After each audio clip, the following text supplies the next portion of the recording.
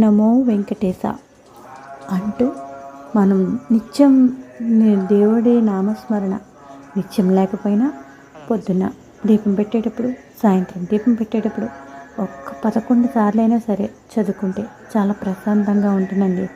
మనం ఏదైనా ఖాళీగా ఉన్నప్పుడైనా సరే ఏ గొడవలు ఏమీ లేకుండా ప్రశాంతంగా ఉండాలి అంటే ఇలాంటివి మనం దేవుడి చింత అనేది కొంచెం మనుషులు పెట్టుకోవాలండి. నేను అనేది చెప్పేది అదే.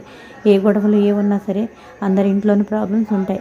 కాకపోతే కొంచెం దేవుడి చింత మనకి ఆ ఏజ్ లేదని కాదు, ఏజ్ అందరికీ ఉంటుందండి, ఏజ్ లేకుండా ఉండదు. కొంచెం మార్చుకుంటూ ఉంటే బ్రెయిన్ డీవియేట్ అవుతూ ఉంటుంది. ఇలా దేవుడివన్నీ చూసామనుకోండి, ఈ మైండ్లో మన ఇంటి పరిస్థితులన్నీ కూడా మైనస్ అయిపోతాయి అక్కడికి వెళ్ళేసరికి. అదొక్కటైతే మాత్రం నేను గ్రహించానండి. ఆ మైనస్ అవ్వడం కోసం మనం నిత్యం దేవుడిదైనా చదువుకోవాలి, లేదంటే దేవుడి గుడికైనా మైండ్ రిలీఫ్ కోసం పీస్ఫుల్గా ఉంటుంది, వెళ్తే చాలా మంచిది మనకి ఆరోగ్యానికి. నేను చెప్పేది అది. ఆ కన్నా స్వామివారి హారతిస్తున్నప్పుడు ఇంకా మనం దేవుడిని ఏమీ కోరుకోక్కర్లేదండి.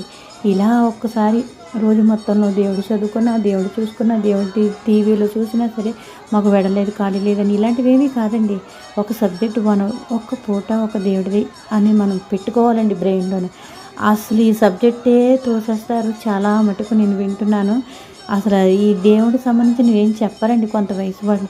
వాళ్ళ బాధలు, వాళ్ళ కష్టాలు అందరికీ ఉంటాయండి కష్టాలు అనేవి. దేవుడు అలాంటి వాడిని ఎవరిని